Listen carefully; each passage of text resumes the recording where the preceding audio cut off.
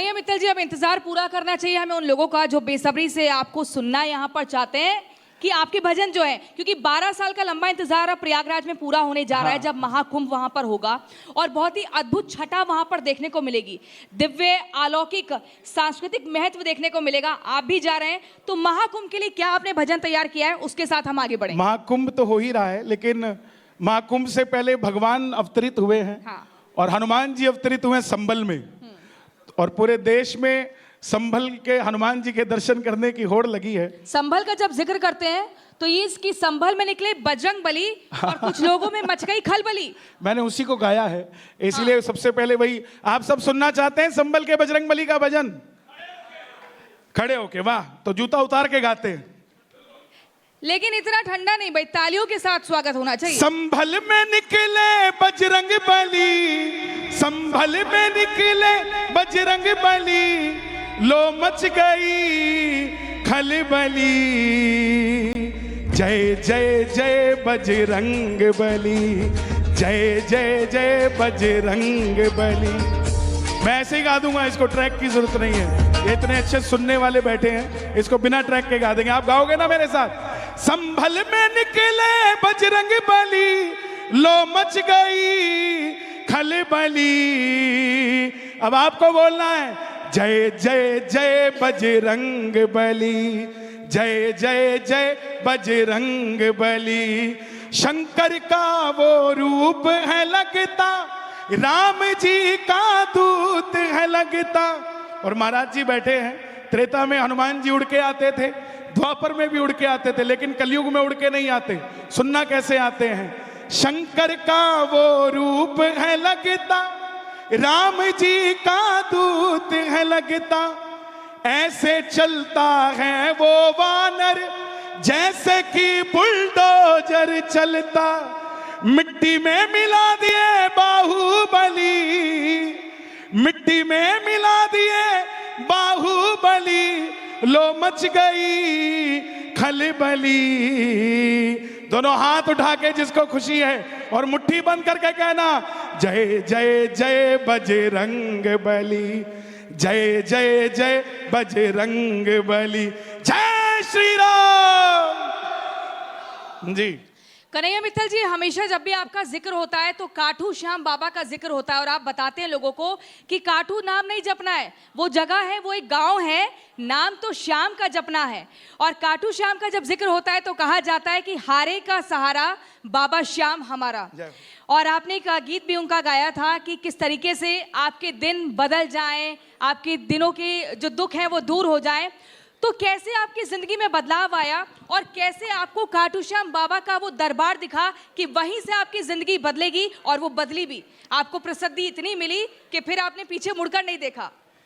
देखिए, सबसे पहले तो खुशी की बात यह है कि भजन को कोई नहीं चुनता, भगवान भजन गाने वाले को चुनता है। और खाटू श्याम जी का भजन आज पूरे विश्व में गूंज रहा है, और एक भजन है जो सब सुनना भी चाहते हैं और सब सुनते भी हैं। तो ज्यादा समय ना लेता हुआ पहले मैं भजन ही सुना दूं, वही उसकी पहचान है। हारा हूं बाबा पर तुझ पे भरोसा है, जीतूंगा एक दिन मेरा दिल ये कहता है। मेरे माझी बन जाओ, मेरी नाव चला जाओ, बेटे को सावरिया तुम गले लगा जाओ। हारा हूं बाबा पर तुझ पे भरोसा है, जीतूंगा एक दिन मेरा दिल ये कहता है। बोलो खाटू नरेश की। और महाकुंभ के अंदर भी बाबा श्याम का दरबार लग रहा है। इतनी विभिन्नताओं के बीच, इतने अखाड़ों के बीच, इतने संतों के बीच, इतने अघोरियों के बीच हमारे श्याम बाबा के लिए भी मैं उत्तर प्रदेश सरकार का दिल की गहराइयों से धन्यवाद करना चाहता हूं। इतने अच्छे व्यवस्था के साथ हमारे श्याम बाबा भी दर्शन देंगे आपको महाकुंभ में, तो जो भी जाएंगे उनको वहां श्याम बाबा के भी दर्शन होने को मिलेंगे। बिल्कुल, बहुत शानदार भाई, तालियां बजनी चाहिए। इतना सुंदर आपको भजन यहाँ सुनने को मिल रहा है जिसको आप YouTube पर स्क्रॉल करते हैं, तो कम से कम तालियों में कमी नहीं होनी चाहिए। अब जब हम बार बार राम का जिक्र करते हैं, जो राम को लाए हैं हम उनको लाएंगे, इस भजन ने भी एक अलग ही आपके जीवन में मोड़ लिया। लेकिन उससे पहले ये कहा जाता है कि राम जी चले ना हनुमान के बिना, हनुमान जी चले ना राम के बिना। और आपके गले में अक्सर हम देखते हैं एक माला होती है सालासर बालाजी की। आप खाटू श्याम कोई भी दर्शन करने जाएगा तो सालासर बालाजी जरूर जाता है। और इनको लेकर भी आपने कई भजन तैयार किए हैं, हनुमान जी को लेकर, राम जी को लेकर। तो मुझे लगता है कि एक भजन वो भी होना चाहिए, उसके बाद हम राम जी के भजन पर चलेंगे।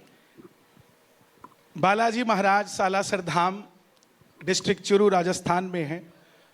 हनुमान जी के अलग अलग रूप हैं। जैसे अगर आपके घर में कोई बीमार है तो हाथ में पहाड़ लिए हनुमान जी की तस्वीर लगाएं तो आपको फर्क पड़ेगा। आपके घर को नज़र लगती है तो मेहंदीपुर दरबार बालाजी महाराज है, उनका स्वरूप लगाएं तो फर्क पड़ेगा। ऐसे ही हमारी मान्यता है, अगर व्यापार नहीं चलता तो सालासर बालाजी की तस्वीर लगाएं, हर काम चलता है। तो एक बार प्रेम से बोल दें, सालासर बालाजी महाराज की। सिया राम जी के चरणों के दास बालाजी, भक्तों के रहते हरदम पास बालाजी। श्री राम जी के दूत बड़े खास बालाजी, तेरे दम से चले मेरी सांस बालाजी। तेरा सालासर दरबार, तुझको पूजे ये संसार, दर पे आऊं बार बार, मुझे अच्छा लगता है, मुझे अच्छा लगता है, मुझे अच्छा लगता है, मुझे अच्छा लगता है, बड़ा अच्छा लगता है। आगे सबसे संत बैठे हैं, सबके चरणों में मेरा प्रणाम है। और महाराज जी से हमने 3 लाइनें ली हुई हैं। महाराज जी शायद आपको नहीं पता होगा, आज के युवाओं को हर जगह जाके समझाता हूं, ना तो किसी के गोरे गाल पे मरो, ना ही किसी के लंबे बाल पे मरो, ना ही किसी की मतवाली चाल पे मरो, मरना है तो अंजनी के लाल पे मरो। साहब, ये बालाजी महाराज की कृपा है। बहुत शानदार, बहुत अद्भुत।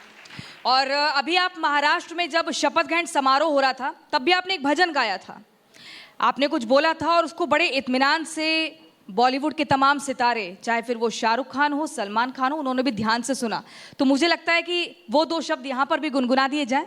मैंने जो राम को लाए हैं हम उनको लाएंगे, कई स्टेट्स के लिए गाया जी। हरियाणा के लिए गाया और महाराष्ट्र के लिए गाया, उत्तराखंड के लिए गाया, गुजरात के लिए गाया, यूपी के लिए गाया।